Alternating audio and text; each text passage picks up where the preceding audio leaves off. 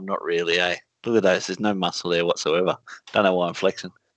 Well, how long will that take you? They are onto it. Oh, shit. Bogan, I thought we wouldn't be able to hear you, let alone all of us. We need that little sign language person in the corner.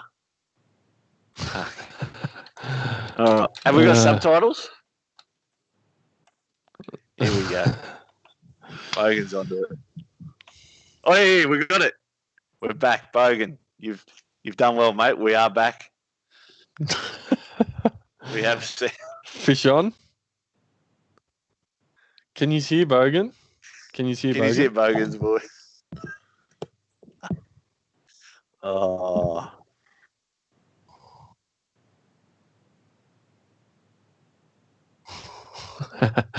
It ain't an SBS movie for subs. They're the best movies, I reckon.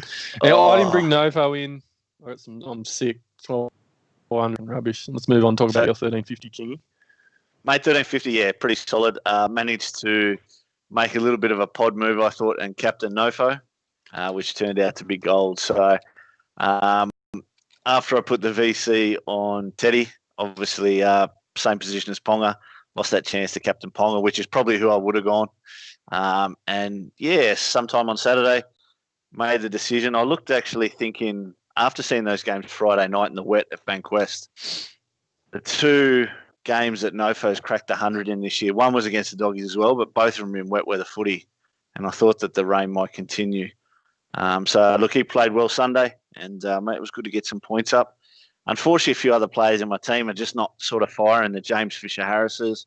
Cameron Murray sort of having an average. I put up a post there on Facebook about Latrell this week as well. I brought him in 2 weeks ago. Sort of regretting it then and still regretting it now, but I'm just not too sure who to go to. So, mate, but 1351, Green Arrows, up about 1,800 spots. Still feel like I've got a solid team and just, lazing about that sort of 7,000. Just missed the boat on a few players like your Kurt Manns, your Zach Lomaxes and that. And that's, I think, starting to hurt. A few of those big weeks where Teddy went huge and KP went huge as well. I've missed that kind of thing. And I think that sort of 300 to 400 points that I've missed there, big difference between top 1,000 and where we're sitting now, mate. But Bogan, mate, not a tragic week from you, mate, but did you go up or down?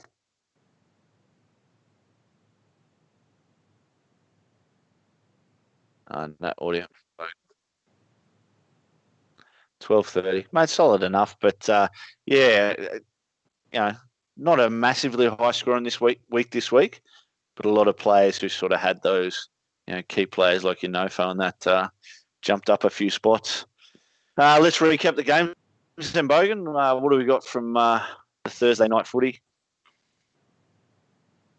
Obviously touted as a cracker of a game, and these two have sort of turned into the new Broncos and Cowboys over the past couple of years. What we used to expect from those two teams, these teams have sort of produced in the past. But mate, this game, mate, it was just all the storm. Yeah, they just not even from just footy perspective. Just I think goes to show how good a coach Bellyache is. I didn't give him much chance with no Smith and no Munster, but. They never looked like losing this game. Hughes went in early and, they just dominated the whole game in attack and defence. They just never looked in doubt. That said, Chooks did have, they still do have a fairly decent out list, mate. But, pretty impressive from Melbourne nonetheless. Supercoach-wise, mate, Jerome Hughes, tons up. Yeah. Pretty impressive game from him. What are you saying? You talk about, obviously, the injury list. What do you make of sort of this talk during the week about how the 6 again rule has maybe led to more injuries? There's not as much stoppage time in games. What do you think there? Oh yeah, I mean, I'd have to assume that's part of it. I guess there's an argument I think I heard sort of over the weekend that when guys are tired, they're more likely to be putting their body in bad positions and making bad, decisions under fatigue and stuff like look at, you look at some of the injuries and just, like guys doing ACLs just coming off the left foot or the right foot, or even what happened to Kiri, like that sort of stuff. You can't put that down to fatigue, surely. It's been serious injuries, and a lot of them, not all of them, have been contact injuries. So I don't know, like I'm not sure. Like I can understand the fatigue bit, and like I said, poor decision making and some of that sort of stuff, but a lot of them haven't been impact injuries. Like they haven't been that bad. But I don't know. What do you reckon? Oh, mate, look, it's hard. I think it's definitely going to change the game, and I mean, any extra fatigue or change in the game like that, where you're required to have more fitness, you're going to find those times where your performance basically drops that 10%. And if that 10% is whether you can step right or step left or, whatever it may be, and you cop an injury instead, I mean, yeah, there's the argument there that there's probably got some, backbone to it. But at the end of the day, they're professional footballers and they'll sort of adapt to how it is. But it's always just hard to see, long-term injuries. If it's 3 or 4 weeks, it's not that big a thing. But when you're talking ACLs and the amount of them that we've seen, it's a little bit sort of hard to take. But a big shout out to Nick Cutry in the chat, mate. Well done. Nico had one of his dogs, It's a Shadow, win at Albion Park there last night. Nico and I have been swapping a few dog stories over the past couple of months since I got peas. And, it's good to see that one win. Started odds on favourite and came from last to get the win right on the line. So well done, buddy. Good stuff, mate. I will say with the... Yeah, that's all right. I think my mic's fucking working though. Games getting played. Oh, Brent, you're gonna have to. There he is. You're gonna have to repeat what you got me.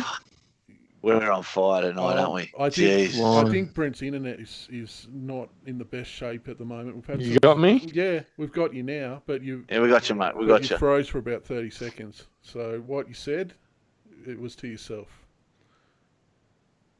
I was just going to say, I think playing so many games on the same grounds as well. They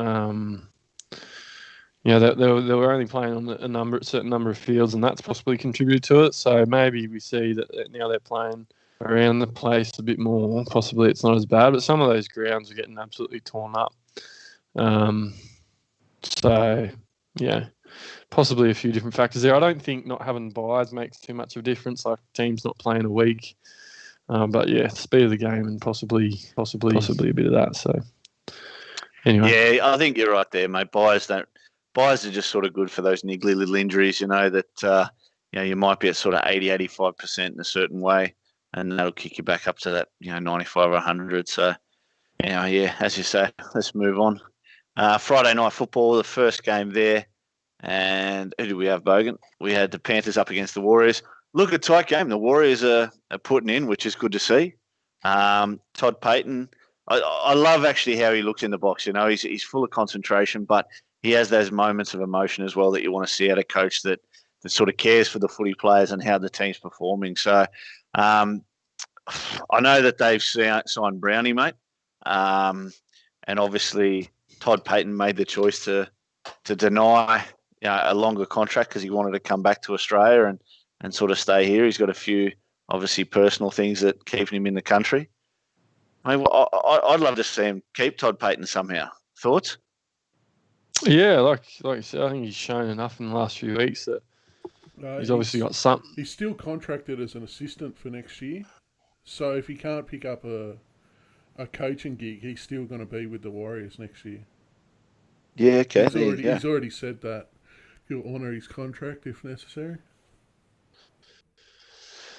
Yeah, so I think he's shown with the roster and considering everything they've got going on, guys leaving and all that sort of stuff, they were competitive and they had a chance late as well. There was a pass that sort of went straight over the sideline where it looked like if that one hit the chest, it was money. So, yeah, they've been really good. Supercoach-wise, no standouts really on the Warriors side of things. Tohu was solid. Tavanga was still not getting the minutes, unfortunately, for any Tavanga owners. Sheck quiet again, but the Penrith side just points everywhere. They just keep producing. Cleary was big with 92. I think he's now around 750k.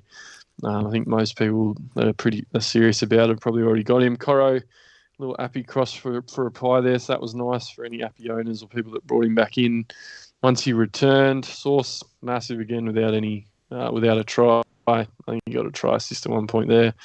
Even with Crichton and Edwards, Edwards scored, but Crichton didn't score a try either. So, and Yo just continues to be massive. So, yeah, again, those Panthers boys just get a lot of them. I actually played Luai because I had to, but so that stung a bit. But yeah, get those Panthers in, mate. They're looking pretty good, and they probably haven't copped as many bad injuries. Probably them and Para as the Chooks and the Storm. I'd love to see a Penrith Para GF if I'm honest, but they're looking pretty good at this point.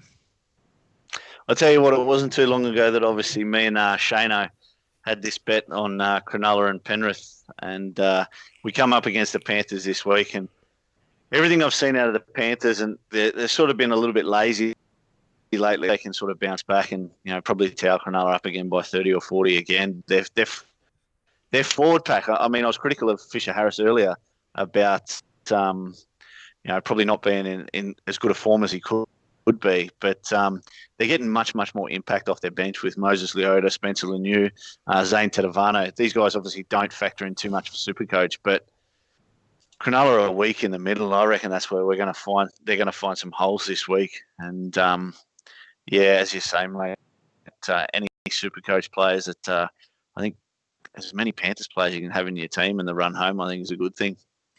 Yeah, looking at that, mate, they haven't even played their 17 players. They've only got 16 scorers there, so I can only assume they haven't even. It must have been Kenny or someone off the bench. So they've just got options everywhere. On the left side, you got Kick-Out, Sauce, Crichton, Dane Laurie, mate. Yeah. Oh, Dane Laurie was it? Yeah, there you go. In the middle there, you got Appy. On the right, you got Cleary, Edwards, Naden. So they're just stacked with options. Makes them a dangerous footy team. But yeah, absolutely. I think they had a bit of a wake up call against the Cows and then come out and give it to Canberra. Possibly the same thing this weekend. A bit of a wake up call against the Warriors. Still got the job done. Maybe they'll come out and tell you again.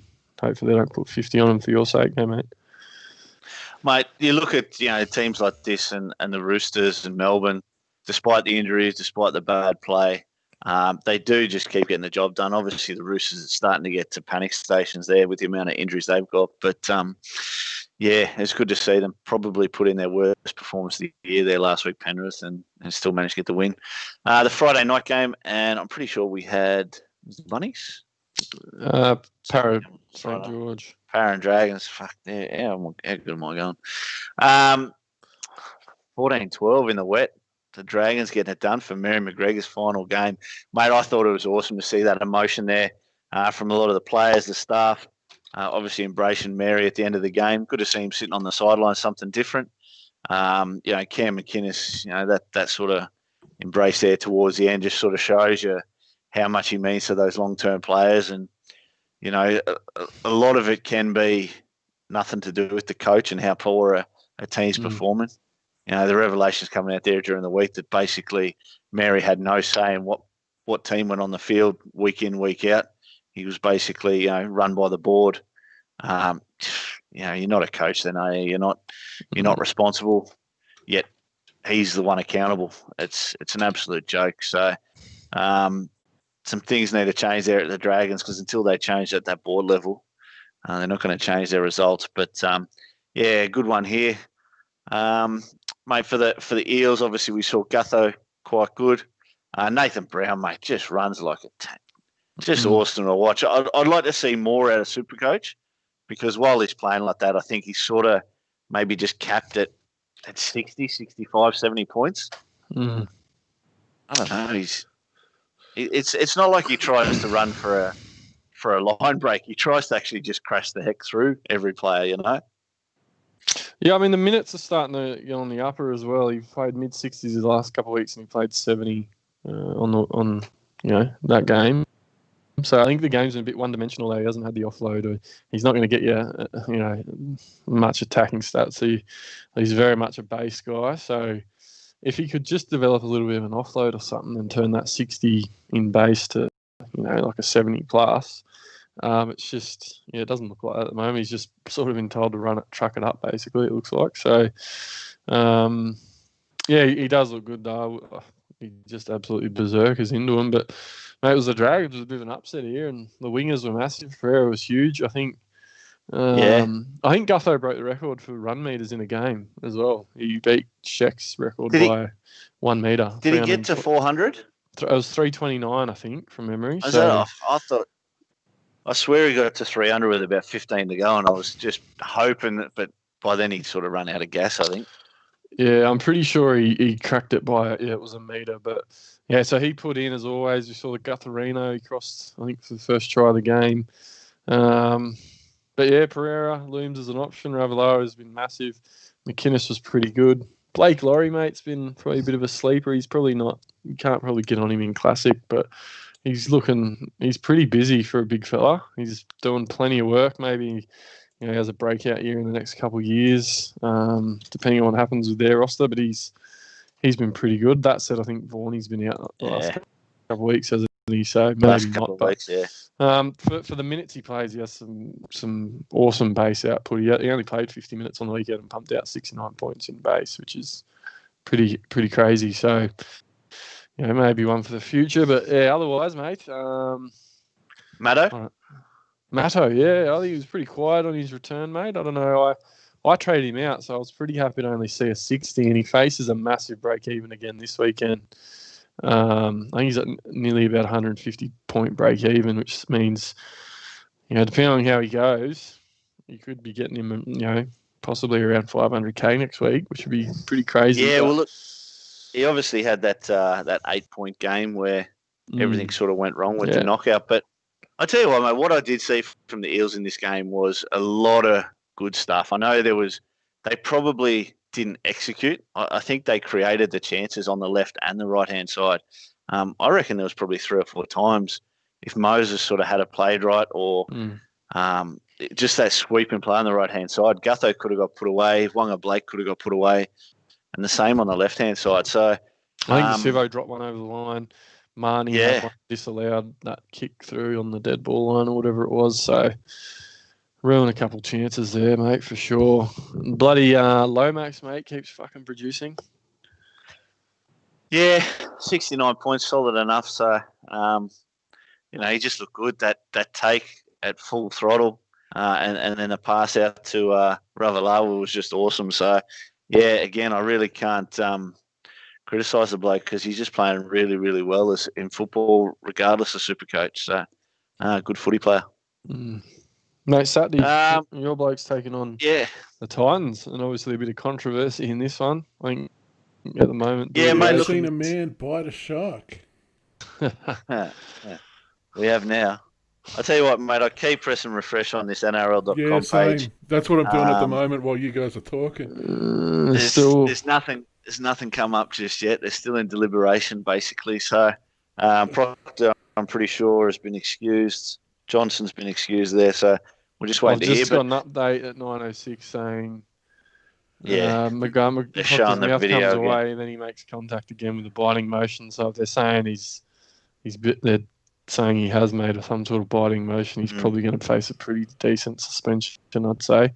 We've got to say it wasn't a chores-like jump, but asserts there is a clear bite. So based on that, you'd have to assume he's going to cop something. And I think you look at previous sort of biting scenarios where you had James Graham in the grand final against Billy Slater and things like that. I mean, this was sort of on the ground. He was being smothered. Johnson had been heckling him for the last 5 or 10 minutes or something before that. So I think just a lot of frustration out of Proctor. I don't see it as that bad, but if they give him 3 or 4 weeks, I don't want to see the guy get 10 or 12 weeks. That's the thing. Like James Graham got 12 weeks for that bite on Billy Slater. I don't think it's anything like that. 2, 3, 4 weeks, just move on. But, mate, the game itself, the Sharkies got it done, but they weren't. I thought that was a pivotal, whatsoever. That was a turning point because he got sent off with 25 to go, and I think it was 12 all at that point. And then they went on to score off the back of that and then score quickly again back to back. So Titans staying in the arm wrestle, mate. They're not the walkover they once were. They're looking, better every week. A few big signings for next season. They could possibly turn a corner, much to Bogan's just. But Supercoach-wise, mate, big Talakai. We've sort of been watching him over the year, and he's passed the eye test, but he's getting 80. They've put him on the edge. It looks like he's taken the chorus spot that's his to lose, and he's busy. He's in everything. He runs like he's on a kamikaze mission.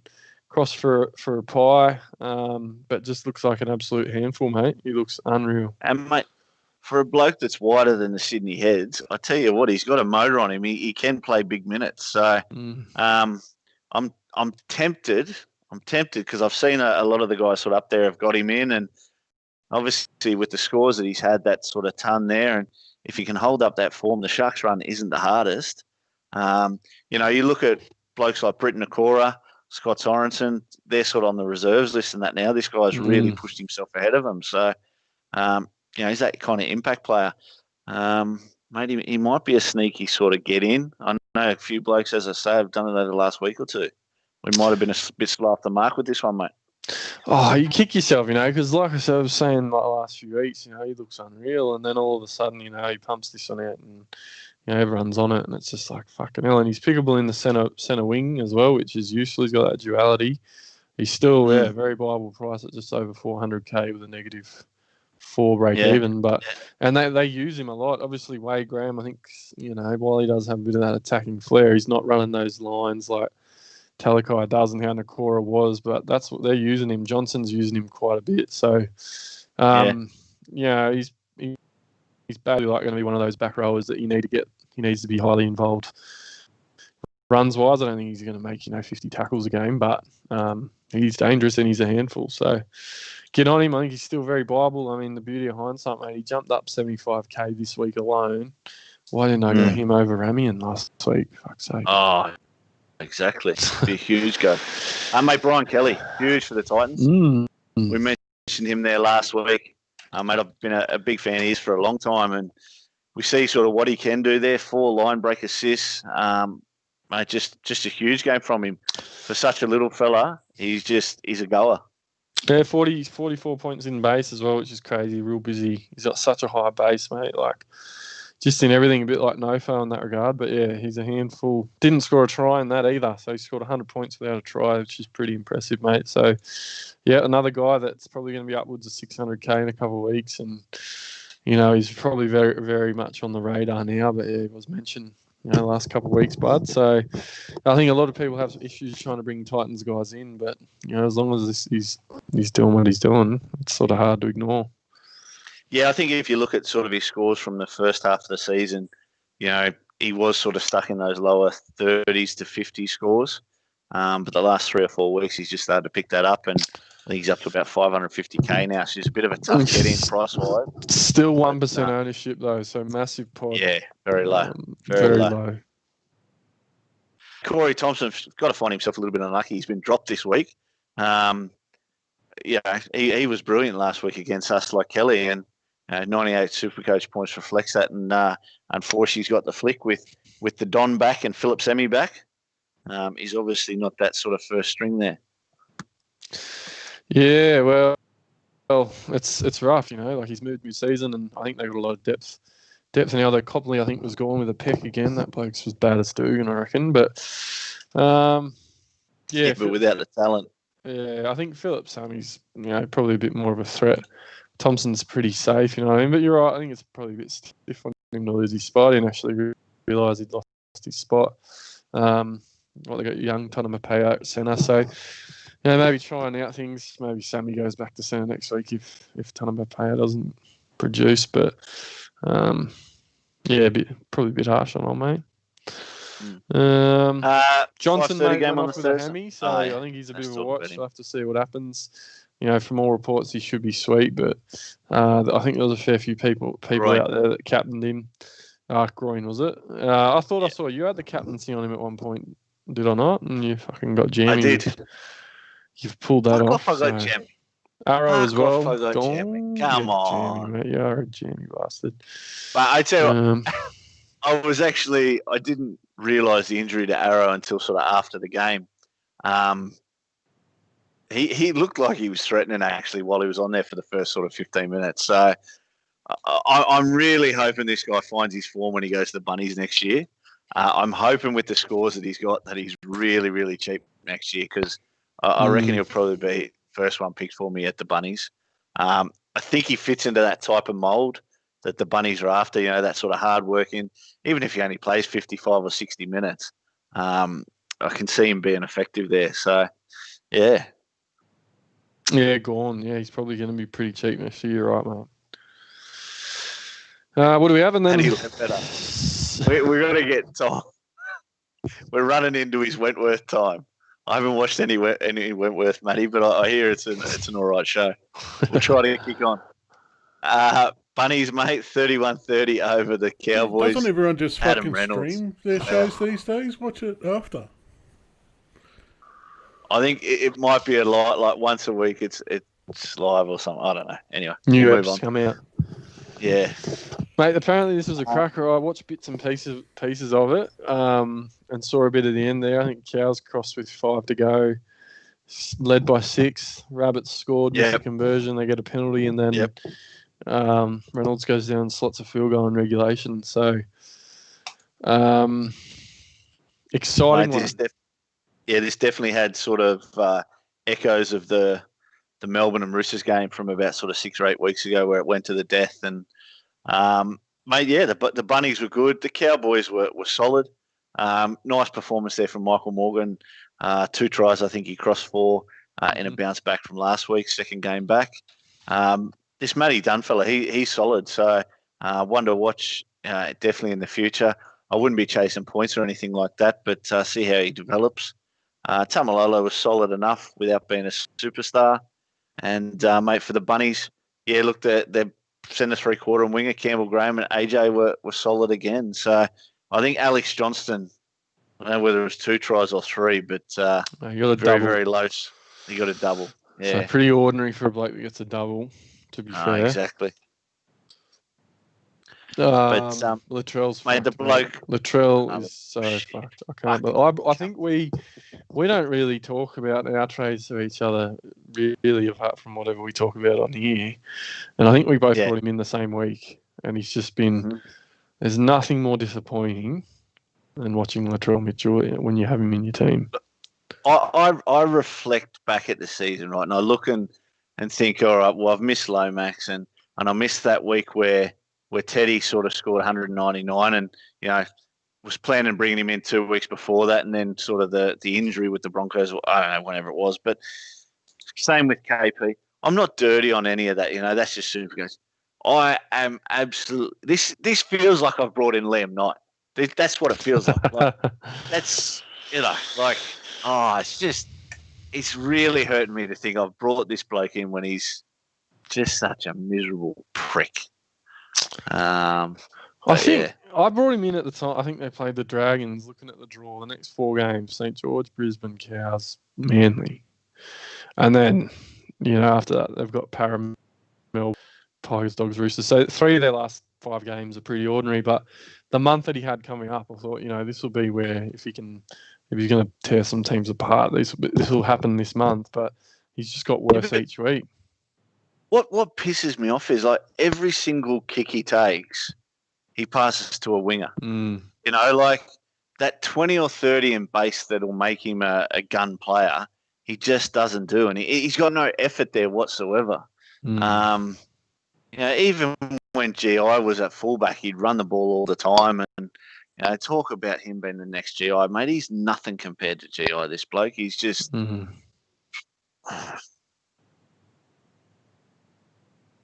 So is Latrell on the list officially? Clem. He's thinking. I need some thinking. I saw that meme actually. I saw that meme. Latrell's the wish version of GI. It is perfect. That is. I haven't seen that. One of the boys put it on a Facebook comment. That is absolute gold. That's 100%. Is he on the list?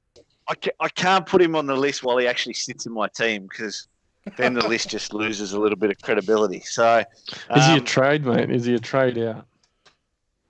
That's the other thing.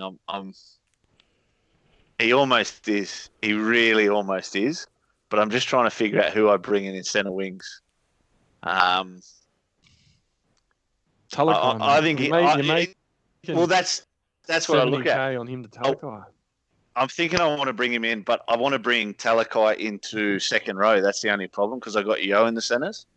And just with that duality, whether I can just play Talakai off the bench as reserve, but I may be forced to do it, mate. I may be forced to do it because Latrell's just Talakai's going to run all over Cleary this weekend, boys. He's probably score a hat-trick.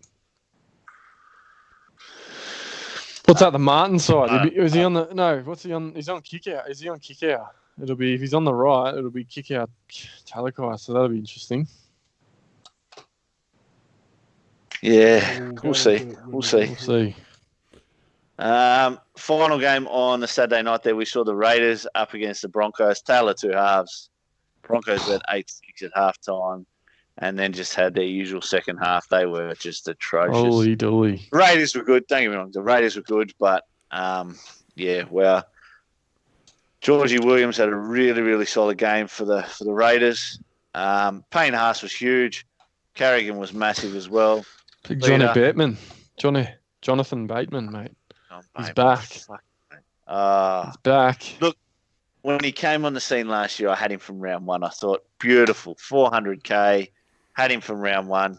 Trade him out when he had that injury that was supposed to be 8 weeks. He came back in 3. I never got him back in, and I cursed myself ever since. This feels like the same thing, you know. This feels like, fuck Josh, you got to bring him in. But I don't know. He had 100 break even. It was like a pump out of 60, and he's, reasonably priced. Yeah. And he's fucking pretty much hit at the bastard. So, and they play the Titans and Dogs the next 2 weeks. They play the Chooks a week after that, and then it's St. George, Warriors, Sharks. So he's very much a buy. Plenty of people got on him. Ola, Kano got him in straight away. His output has been 88, 56, 95. So he's put the points on, and I think he's only going to get better as they get closer to finals. I think he showed at one point there where they were in, they weren't struggling, but he had that little in and away and created the line break and set, I think, Georgie Williams up.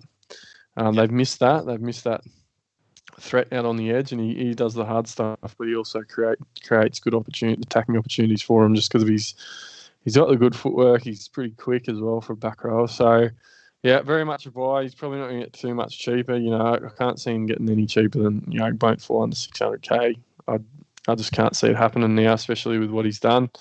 So, yeah, very much a buy, mate, very much.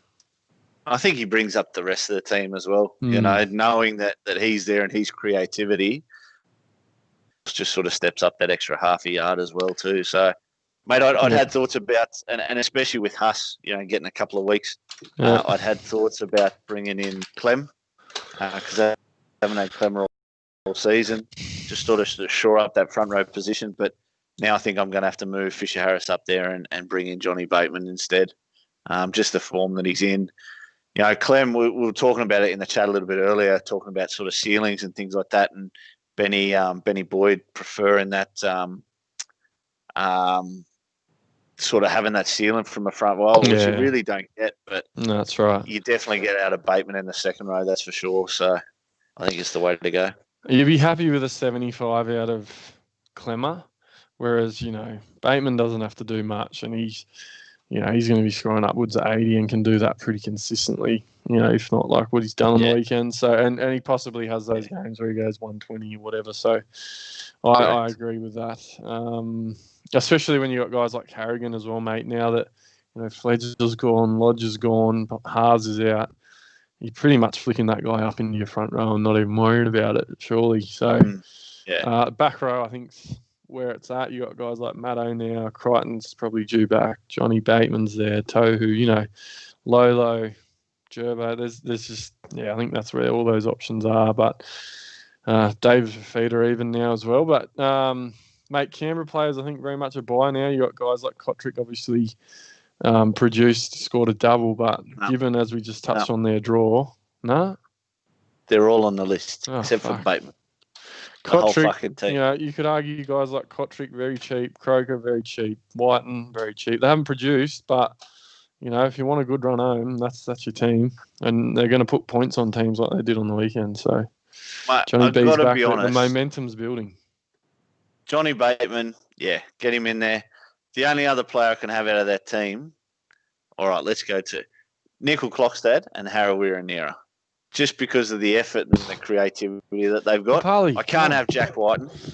Papa, nah, look. He were burned a talking few about this people on the earlier, weekend, mate. He got rested. He burned a lot of people on the weekend. He is huge, and he is the one front row forward that does have that ceiling.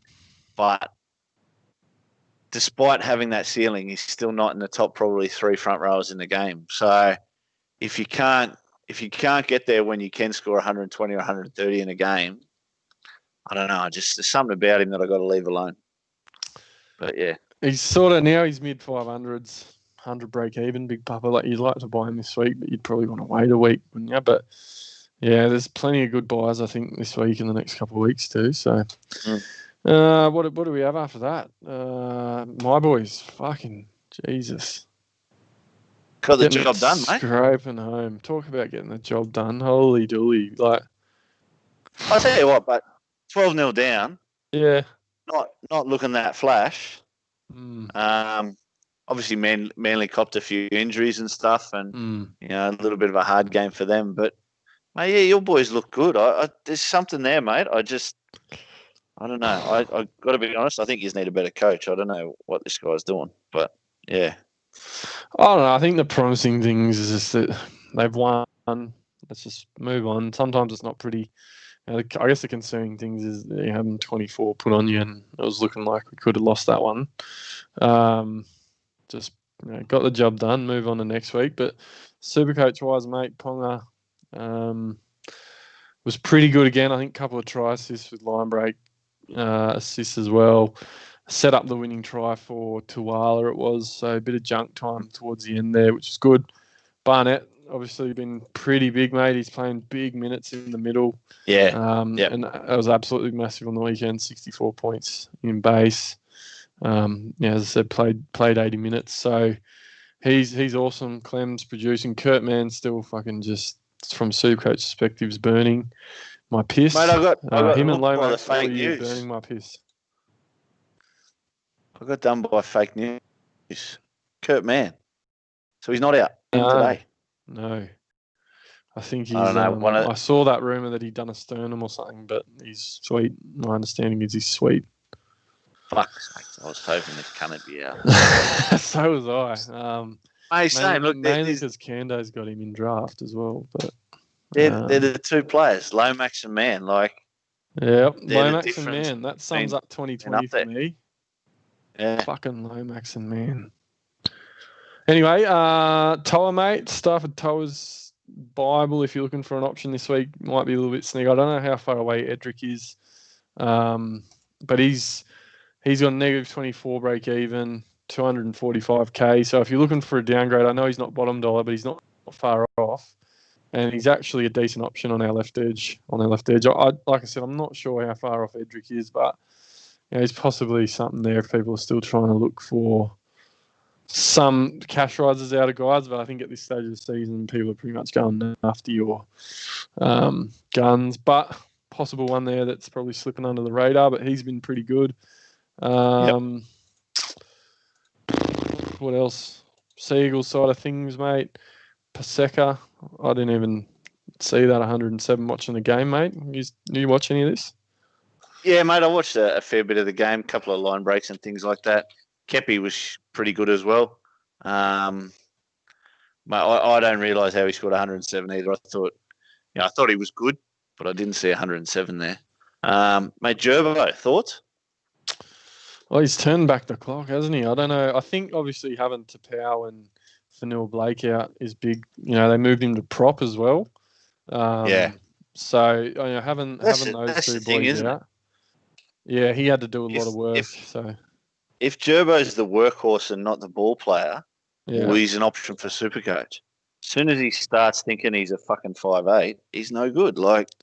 It's as simple as that. The 70s and 80s come out when he's playing front row, lock football.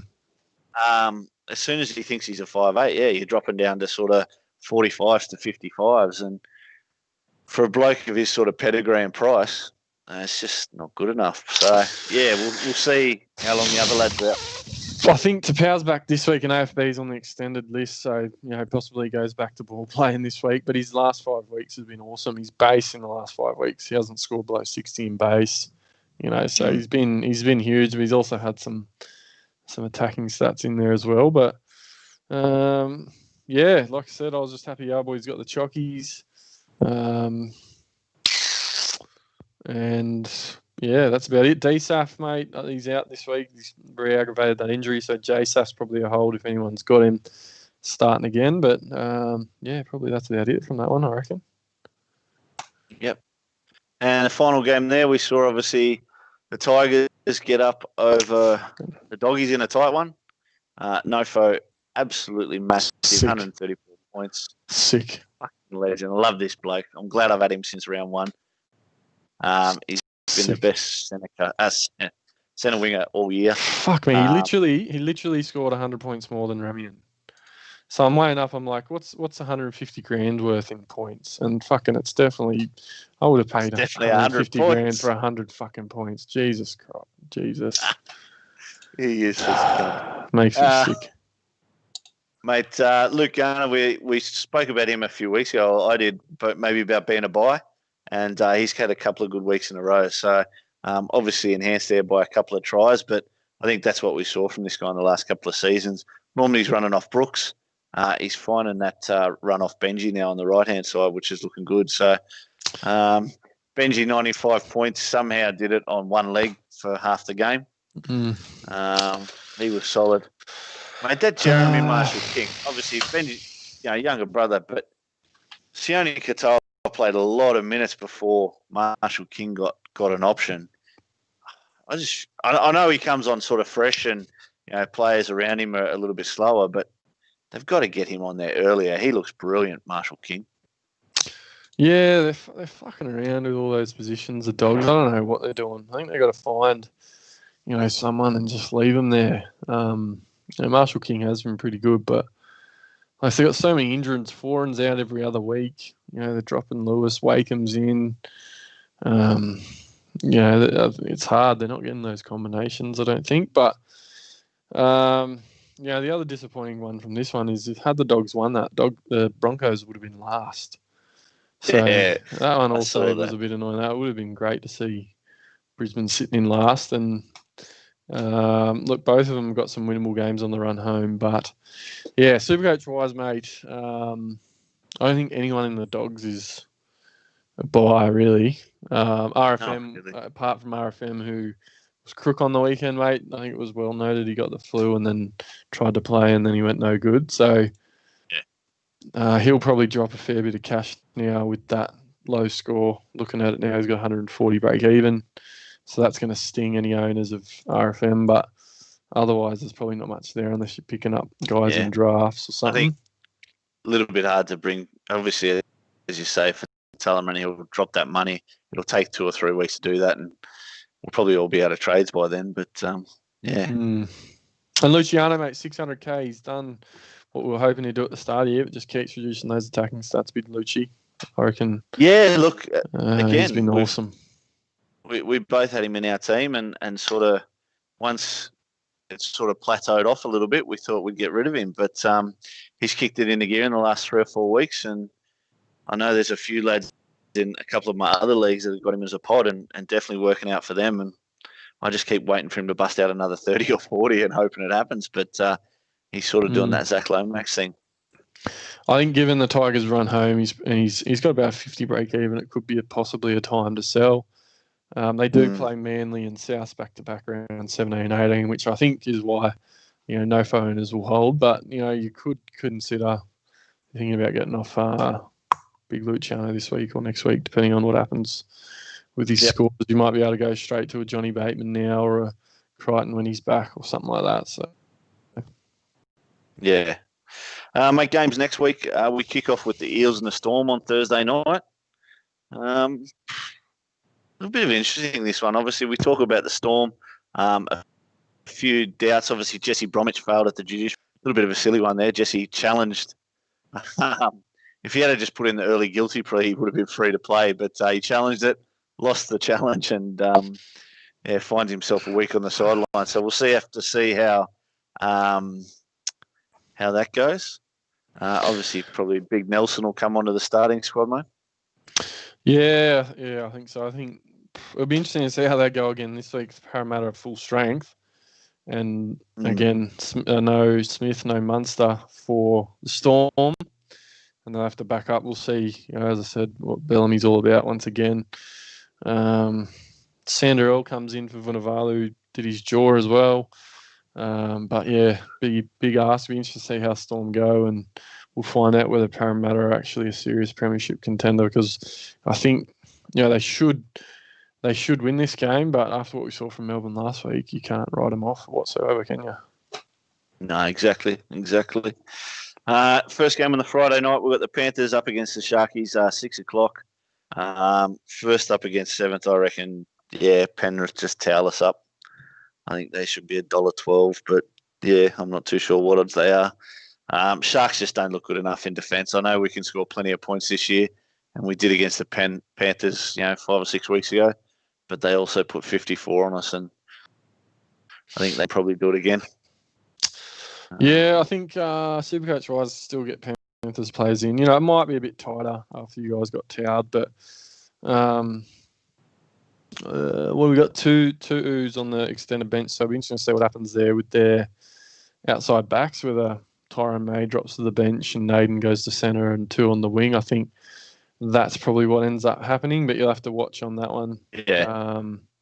And I think now that Cleary and Edwards are back, that right side could be very potent.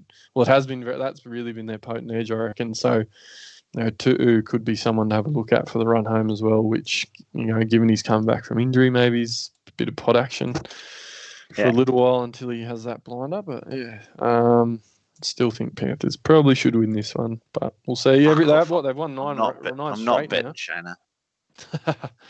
9 straight, mate. Looking for 10. I think every win they're close to a loss, and they probably need a loss before finals, don't they? Take that's mate. That's always the thought. Shano will give you 8 stars again. They need more. Anyway, forget that. The chips are still in the cupboard. I ain't eating any more. Bad enough we're going to do a full Carolina Reaper chili on the season difference. I think he's about 30 points in front of me now. It's all 60. I made up a bit of ground with him on the weekend there. But, yeah, mate, I reckon Penny will be a little bit too good for the Sharkies in this one. Friday night football, 7:55 game, and this is absolutely atrocious, this game. With how bad the Broncos are, I think they should redo the draw, because they just should not find themselves on a free-to-air TV channel. A few injuries here with the Broncos. Obviously, we spoke about Payne Haas being out suspended. They've got Flegler out injured. They've got Xavier Coates or something. I think, was he out this week or last week? Yeah, he's still out for a few forced changes. Yeah. Well, they've dropped Croft for Milford. I don't know what happened there. But yeah, Carrigan, mate, Paddy Carrots, as we like to affectionately know him as now. Big Ted nickname there, but he's probably a hold now for the rest of the year with Lodge, and probably Fledger gone for the season, especially Haas out for the next couple of weeks. Paddy Carrots, set and forget. Mate, going to be cheap. Big cheapie. He'll be probably better than. I'd be arguable whether me and Lomax have been better buys, but he'll be sweet. David Feeder, mate, thoughts on Big D Fee? I know they're a rubbish side, but he's been really good in his return. Is he a buy? I don't think he's a buy, mate. No, I think you can sort of get away without him this season. 6 weeks left. I don't think he offers any more upside than any other players that are in the second row at the moment. Put it this way, I'm looking at, if I've got a decision between him and John Bateman, and Bateman at 100k more, I'm going Bateman. If you've already got the likes of Bateman, if you've got Maddo, if you've got Lolo, Gerbo, things like that, well then, yeah, he's definitely an option. But I'm not going out to want to chase him to buy him, that's for sure. I reckon I'll buy him this week. Yeah, fair call. That's That's why I'm going so shit. Pereira is Well, obviously pretty well documented, mate. Pereira's on the radar. He's only 400k. I think he's pretty low ownership, as like Kelly as well, like 1% or something like that. mate, I was a fan of him last year. He was sort of my You big started with go. him, didn't you? Yeah, last year he was Yeah. my pod. Yeah. I think he kicked off the season about 350k. He maxed out about 550 before I sold him, and he dropped off again. Mate, this kid, he's good. We saw what he did on the weekend, mid 80 points, I think it was. Tackle bus everywhere. Just runs hard. A lot of that sort of Mansour and that kind of effectiveness. So, yeah, well, the Dragons are signed to him, and I think the key for Pereira is that sort of kick returns. If the Dragons are forcing teams to kick or to kick from the inside their own half, then he gets that opportunity. If the Dragons are weak in the middle and a team goes through him, well, then, yeah, he's not going to get as much opportunity. But I can't see the Broncos doing that to the Dragons. So, yeah, let's probably going to see another big score this week from Pereira. Yeah, I mean, I always have my doubts about anyone playing outside Aiken because he gets sticky hands as well. But he's busy enough. I think he comes in, looks for the ball out of dummy half. He breaks, 1,000 tackles. So he's probably all right. I think, Lomax could be a possible VC option this week. Dufty's probably going to be up for some points. I'm just looking at the list there, but it looks like Laurie's keeping Vorney on a bench spot, which is interesting. Laurie and Kerr will start it. So yeah, obviously 2 weeks out. Maybe that's just just a kick in the pants for Vaughan to say, look, you fucked up and we're going to start you from the bench. I don't think it'll be too long, mate, before he's back in the front row. That said, I think it'll probably be Josh Kerr that makes way for him rather than Blake Laurie. Yeah, so interesting on there. Like, hopefully Brisbane lose it because I just would love to see them get the spoon. To be honest, Broncos spoon. That's hot. I don't nice. think they've ever got the spoon either. Don't think so. Yeah, beautiful. Yeah. So the Milford's back. There'll be a chance here. Although maybe the Milford Fifi link, maybe back. Reunite the boys. Kanda, I think we talked about it, mate. You say Barnett over Fifi. Fair enough. I think they're similarly priced, but they're just different styles of player. I think if you're buying Barnett for his base, you're not buying him to score tries or do anything crazy attacking wise. But Fifi's going to run over 16 blokes a game. You look what he did to Whiten on the weekend. He's got the offload. He'll create plenty of opportunities. So I think I don't have any back rows that are really like that. I got low, but Lolo's probably a different story altogether. I understand it. Barnett's probably safer, but you're buying DFE for the ceiling. Possibly he gets a pie or two and tons up pretty easy. For Barnett to ton up, he's got to score a try probably as well. So that's all.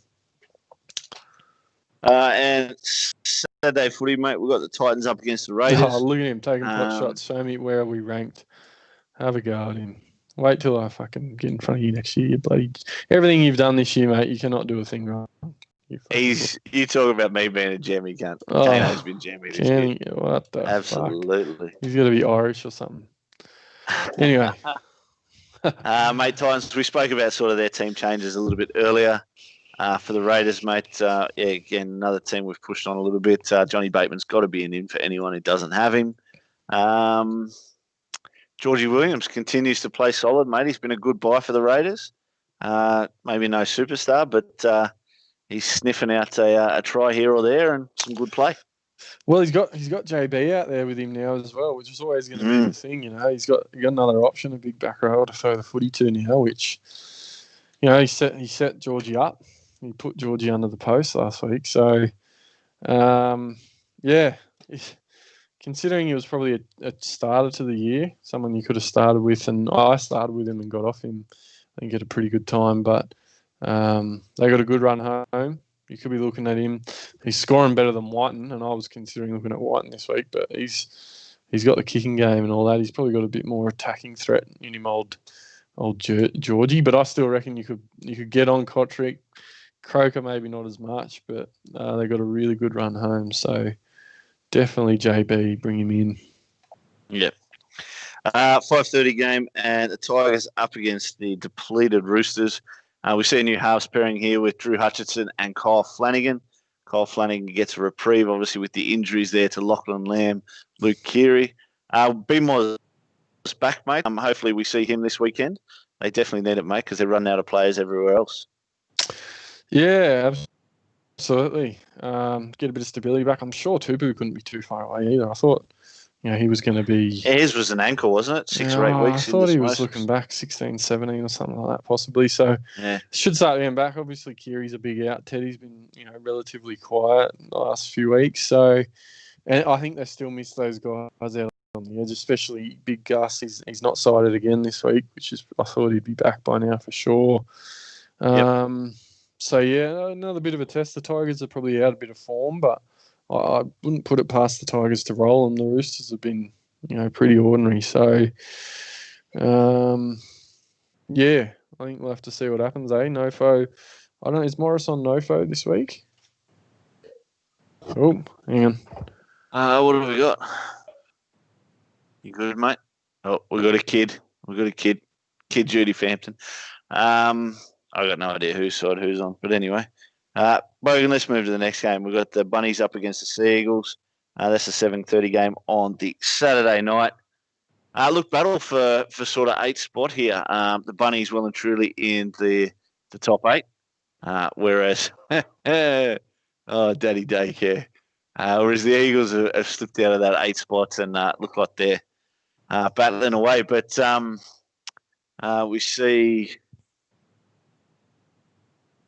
Yeah, just there you go. That'll do. Mate, for the Bunnies, look, I've been really impressed with Colin Matangi off the bench. We've spoken about him before. He scored another 50 there on the weekend. I think this kid gets more and more minutes, hoping he can sort of force his way into the starting squad by the end of this year and maybe be a little bit of pot action for next year. Not really too much to say about these two teams with regards to changes. We've obviously spoken about Gerbo a little bit already. Marty Tapau named back in the team though. So, mate, how was Joel Thompson's tongue? You saw that one? Yeah, the snake. Wow. How does that even happen?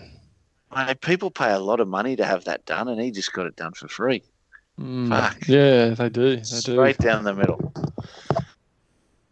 Look, I can't hack Latrell. I'm even thinking about selling this week. This will be the last week I'd want to have him as well. I hadn't fucking talked about him, mate, because I didn't want to. Yeah. I just need to stop mentioning that bloke. I think, even you got Cody Walker as well, don't you? Yeah, I picked up Cody last week. Not really happy about that either. He still scored 68 points, which was nice. But I don't know. Again, there's just something about... I like consistency in my Supercoach team. I'd rather... Benny in the chat was talking about, he likes players with ceilings and things like that. Obviously, Cody's got a massive ceiling. We've seen it before and what he can do, but I really hate players that get 20 or 30 because they're the weeks that just piss me off and then I go backwards. So I brought him in because Munster was injured. Obviously, Munster's still out.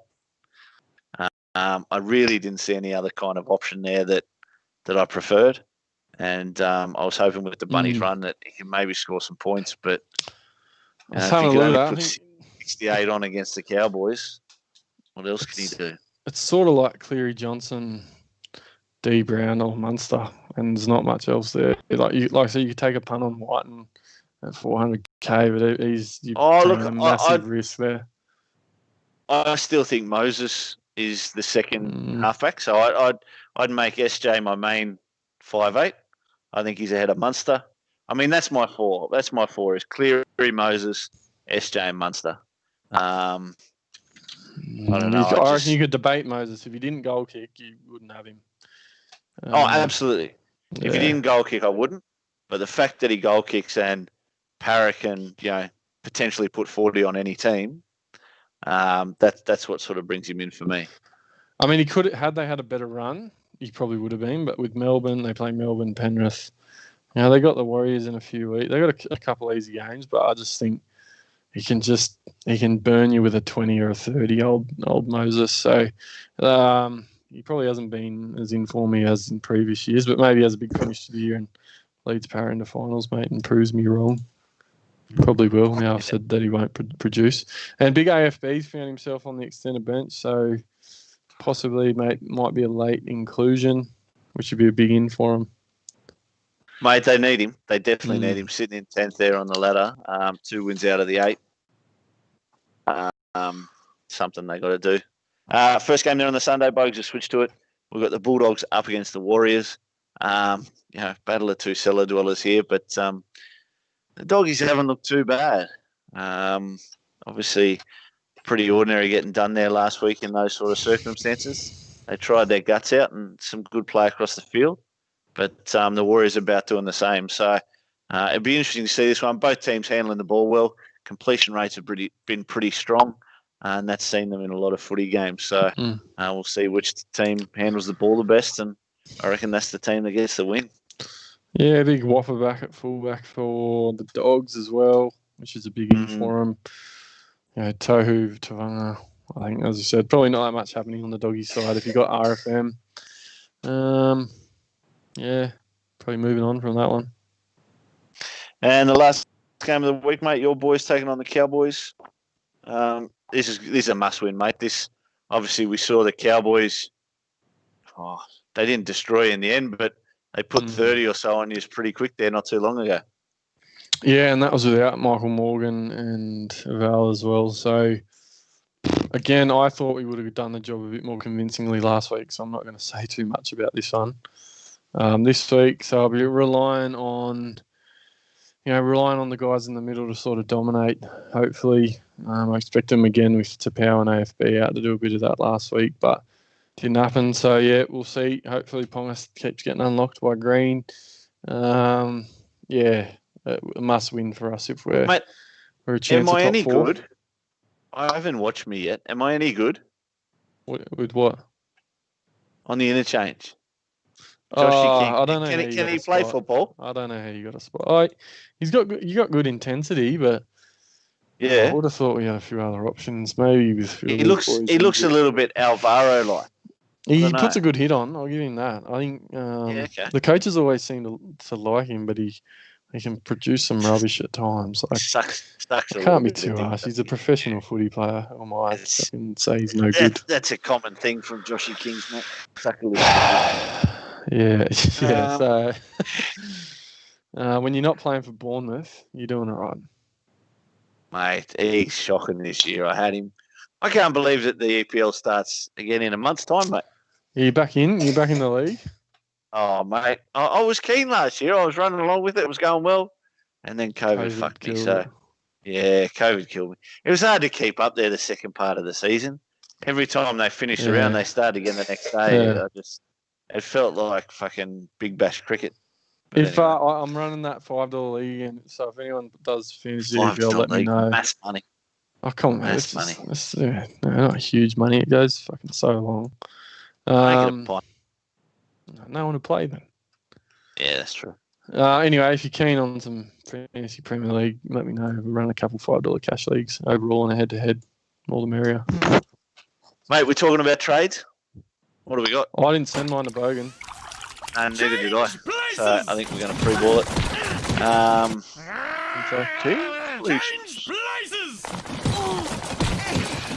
would be good. I'll be interested to see what Bogan's done here. Nothing. Oh, cool. I thought you were going to stick me up. Beauty. Blank sheet. Look, my trades, I'm going to go.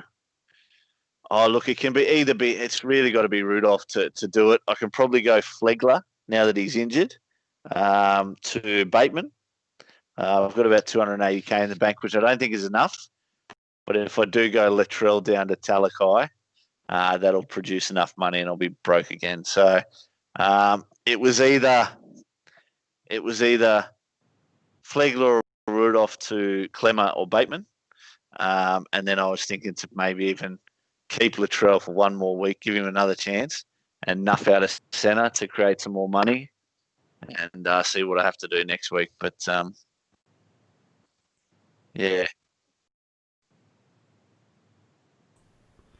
What do we got, buddy? What do you got? So Kevin Proctor found guilty of biting Sean Johnson. Titans captain Kevin Proctor has been found guilty of biting Sean Johnson, with both players potentially facing further sanction for publicly discussing the case prior to the hearing. Proctor's found guilty. What'd he get? Just reading that. Proctor's found guilty. Fuck, don't give me the guff. Just fucking give me how many weeks you get. It actually doesn't say. But interesting that both him and Sean Johnson are potentially facing sanctions. Yeah, basically, I read that earlier. Sean, well, that's the thing. How does it work? Because SJ got up there and was asked, "Did he bite you?" And he went, "No." So can you get done for perjury in the judiciary? Something like that. I don't so. know. I'll tell you what, though, and I'm just looking at the live updates here. They actually haven't. They found him guilty. They just haven't put out a suspension yet. I did hear this on ABC radio during the week. Listening to one of the games after that. In 12-year career, he's only ever been put on report once, and he's only ever been suspended once. Obviously, he's had a little bit of off-field discretions with cocaine and things like that. But the fact is that on the field, he's been one of the cleanest players we've had. So hopefully they take that into account. Again, I don't want to really see the guy miss more than 2 or 3 weeks. I can sort of hack that it was biting. Yeah, not a worry, but a couple of weeks at most. And they'll both receive a fine, I think, for talking about it in social media, which is just ridiculous. It's hard for anyone to stay off social media these days. But yeah. Yeah, but how come they're allowed to talk to fucking Channel 9 like directly after the game, but they can't have an opinion about it on Facebook or Twitter or whatever? Fucking Bogan. I love your rants. Come on, Bogan. Give it to him, mate. Give it to him. No, well, and people might be noticing it. Like, they're going after YouTube now. They're going after new media. The fucking last dying fucking thrushes of a fucking antique fucking club of elites is the old school mainstream media. So yeah, doesn't fucking surprise me that players are allowed to voice their opinions to them, but if they voice it on any other channels, they're going to sting them. So the NRL council, the NRL lawyer is recommending a ban of 4 to 6 weeks, whereas Proctor's lawyer asserts that the most minimal sanction should be applied. So I don't think they'll go to 6 weeks. I think it'll probably be, like we say, about that 3 to 4 weeks. There was a listing on NRL earlier today of previous suspensions for biting, apart from James Graham, obviously. The benchmark seems to be around the 3-week mark. So I wouldn't be surprised if he gets 3 or 4. Trace Hampton, what do you got, mate? What are you thinking? Oh, it's a fucking debacle. I've only got 8 of them left. And I've got 250 odd in the bank because I didn't bring in Nofo last week. I don't know. I was thinking Rudolph to Fafita, and then which is about 100k, and then possibly Nuff, Ryan Hall. I'm still waiting for Crichton I can't to come believe back. you got Ryan Hall. Well, he was a pod, man. He was cheap. Comes on the list. Backfired. I thought if nothing else, he was due for a fucking meat pie.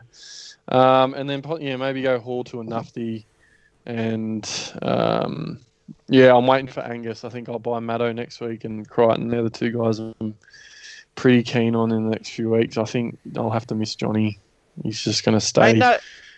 No wonder you're ranked 10,000. What? Fucking useless you are this year, aren't you? Yeah, I got no Bring hope. in Ramian, Ryan Hall. I got no hope. Wow. I'm clutching on head-to-heads now. I'm actually, believe it or not, going right in me cashies. There's one I'm riding out. I'm sitting on top. It's 200, so I'm riding that one big time. Just want to fix your camera, Brent. Looking a bit professional here. That's right. Look, no idea. I might hold on the trades as well, possibly, because they're getting pretty important. I don't know. What are you doing? Oh, man, I'm going to use all my trades. Fuck that. The last 2 weeks, I'm going to have nothing, I think. the way I worked it out. But, like I say, Bateman's coming in. I've decided that now. I don't know about the second one. It'll either be Latrell to Talakai or just Nuff, a centre winger. And, just create some cash for next week. I've got that base team. There's a few guys there like your Lomaxes and that I don't have, and I said I wouldn't get him in. I'll hold my word to that. I'm not bringing in Lomax as much as I want to. He'll score 130 points this week, the bastard. But, Anyway, go from there. Move on to the leagues, folks. Yep. So what you got from last week, mate? So player of the week was Jono with the Mighty Bears. He scored 1454. And he's currently sitting second overall in the group. With the cunning stunts. Is he 166th overall as well? So he was up there too. Yeah. What's his name? Jono. Oh, yeah, this is Jono. Jono's messaged me on Facebook earlier today. I don't know why he's getting tips of us. No, mate, he's a little bit technology. What do you call it? Illiterate. He's got to. He said to me today he's got to get his kids to teach him how to comment on YouTube while he's watching. Oh, everyone's got to comment. We're getting way more views than last year, but we get no comments. No, because then he said then he'll have a rant as well with all the other lads. But so he's got no idea about that. I said, mate, I'll tell you what, get the kids to teach you how to TikTok while you're doing it. And he said to me, what's TikTok? So he's going well, Jono. But, second overall. His plan is he's requested that can he get into the BJ League next year?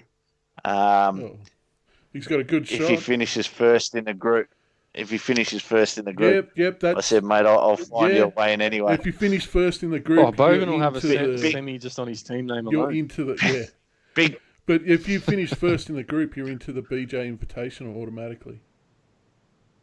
Yeah, Big Ted's pretty keen on kicking out the pineapples, so I might have to request that. We'll see. And that being said, Achilles, once the charge was laid, they can't discuss the charge in any form of media. Okay, cool. Okay. I read that article, the Savo as well. I didn't realise that. That was interesting. Sitting in 11th in the BJ and GameDay group is Kane Anderson, so he is on a charge. Who? Kane Anderson. Who's that? I've heard of him. Fucking hell. Have a go at the rankings though. We got 50. The Cunning Stunts 50th. Plenty in the top 500. Kando might be on the screen next week for the group. Yeah, well, we'll see. So, speaking of the BJ Invitational League, Leanne with Fire and Ice. Yeah, Leanne. With 14-15 for the week. She had a good week. I fucking played her. I think I played her this week. That was bullshit. She had a solid week. Bundy scored all right. Got the bronze medal this week, just ahead of Kando. Yeah. What's Kando overall? 760? 743. 743. 743. Jamming motherfucker. What's your best year, Kando? You'd be up PB for sure. PB, is he top? I don't know. I think he's gone top 100 or something, maybe. Maybe. I could be talking out my ass. I don't think he's gone top 100, has he? Oh, he'd be fucking somewhere there, maybe top 500 or something. Kendo, what's your... Yeah, it takes a while for the chat to catch up. Yeah. I still think Mana's probably... I don't know. Does Mana watch the show anymore? Talk 195. So we talk to Mana all the time on Facebook, but... No, what did I reckon Mana's finished top 5, Charlie top 10 before. Wasn't he 90 or something last year? I don't know where Charlie... He was top 100. He got up... He was inside the top 10 at one stage, wasn't he? I don't know if it was top 10. Anyway, I thought he was finished around 100 or the top 100. I'd have to have it somewhere. Have to go back and have a look. Kano, 195 and We'll need a 212. we'll need a Hall of Fame. Yeah, so that's fucking solid. If you're not first, you're last. Josh Miller's dog Yeah, dropped the no key rings BJ anymore. the BJ Oh yeah, 11 sorry, carrying on. with Miller's 1377. dog. Yeah. I digress. Yep. Cool. Good shit. 1300 solid. Oh, I can't. Mike was page 23rd. What else we got there? Yep, cool. Next one. Well done to all those people. Frizzy's Generals with Blake 1393 in the BJ version 2. Decent. You didn't get third in this one. Motherfuckers. Yeah. See, I lost one of my leagues. Yeah. Oh, I didn't lose in the BJ leagues. I lost. Scott 1351, but I lost in. Wait, what's the Timmy's Well one, mate? Whose is that one?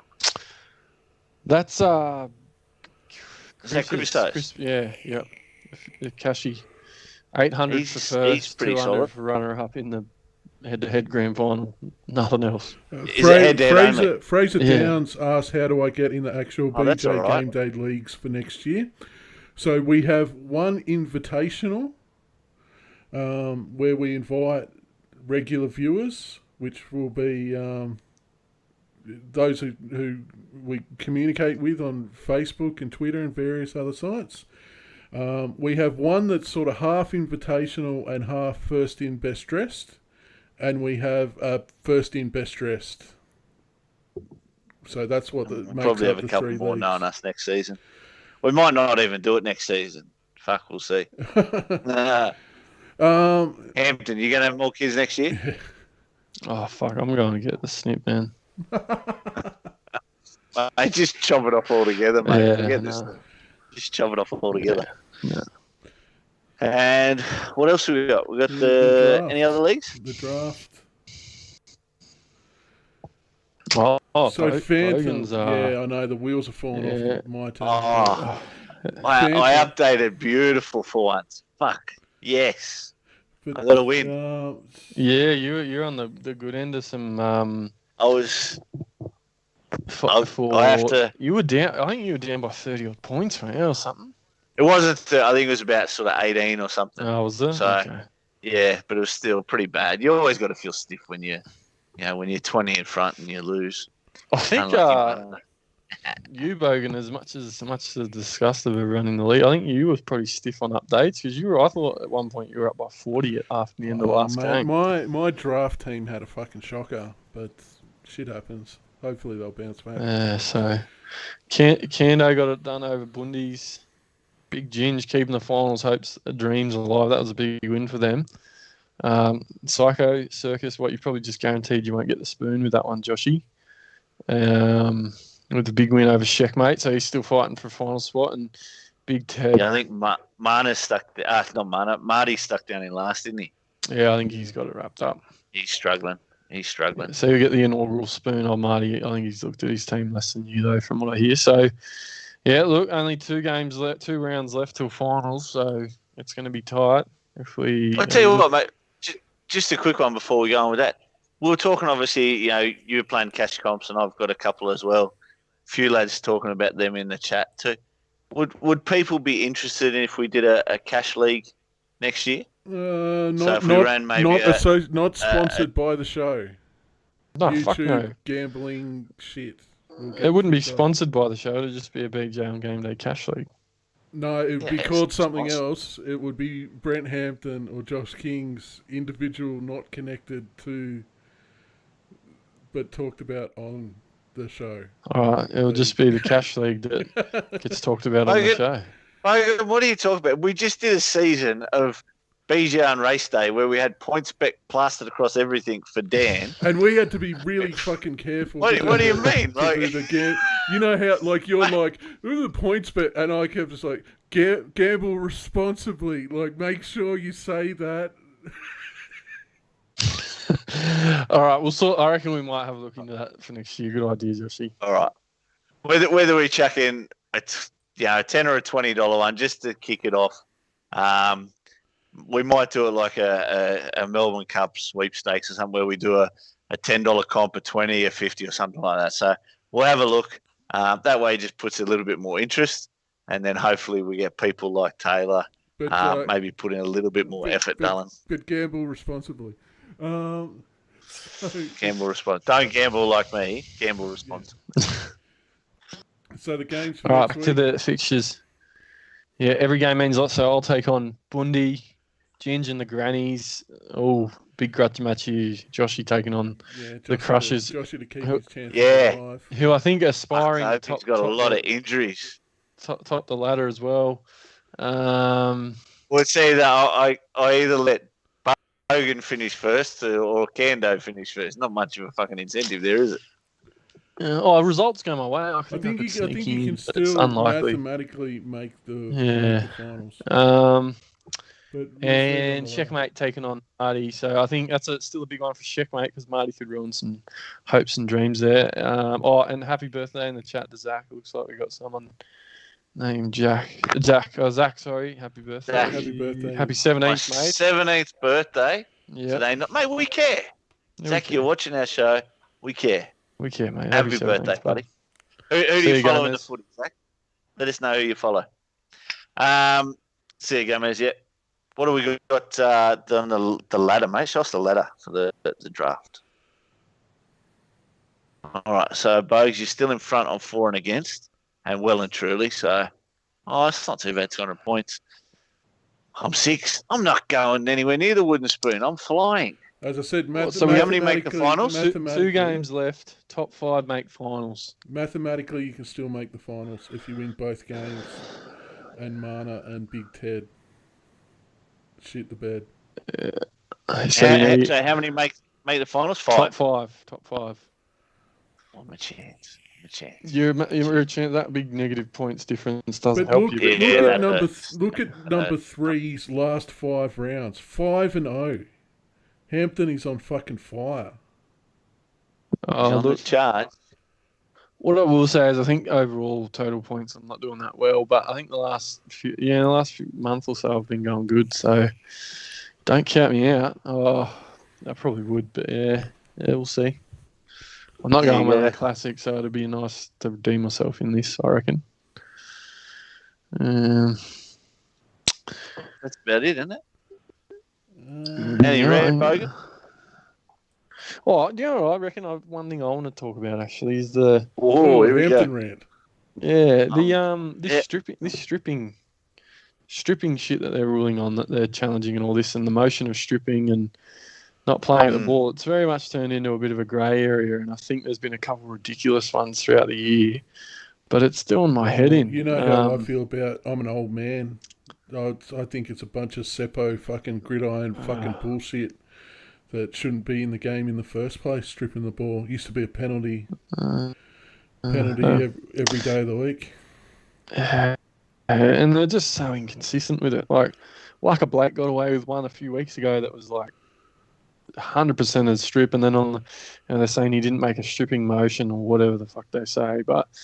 Yeah. Anyway, it's been some absolute shockers. I think the refereeing is absolutely atrocious, as always. But I think there was another one where someone in the same round, there was a bloke standing dead who touched the ball, so that's deemed to be out off the player who touched it last in play. So say Josh, you touch it and I'm on the other team and I'm dead in goal, that's deemed to be out off you because I'm out of play. Yeah. But then in the same round, that same thing happened. They got called the other way. So it's just.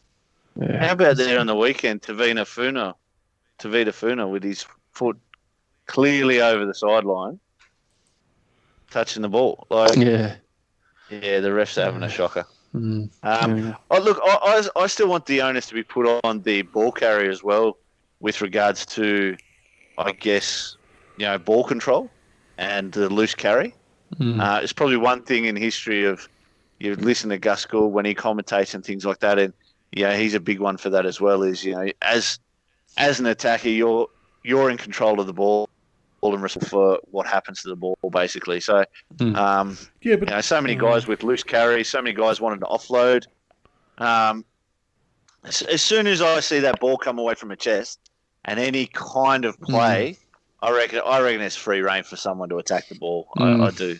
2 in a tackle, 3 in a tackle. Yeah, I don't know. I reckon there's going to be a dubious. That could be there'll be a big call in a game around that, I reckon, at some point. It's been really inconsistent and dodgy. So, yeah. Anyway. There you go. All right, I'm done. All right. Yeah, me too, boys. Cheers, guys. That'll do us for another week. Thanks for joining in.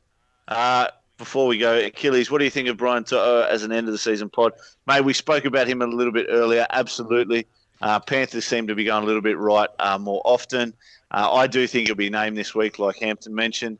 I think we'll see Tyrone May go back to the bench, Dane Lowry drop off, and Brian To'o start on the right wing. Huge pod, massive draft player. Yeah, just hope if you do take it, it comes off. Cheers, guys. Hey guys, Joshy here. Thanks very much for joining us for another episode of BJ on Game Day. Make sure to hit that like button, subscribe, hit the bell on YouTube for all your notifications. If you do want to follow us on Facebook, you can find us there at BJ on Game Day, and on Twitter, we're at BJ on Game Day as well. So, guys, we'd really like your support with that. Follow us so we can know you guys are enjoying the content. Thanks very much.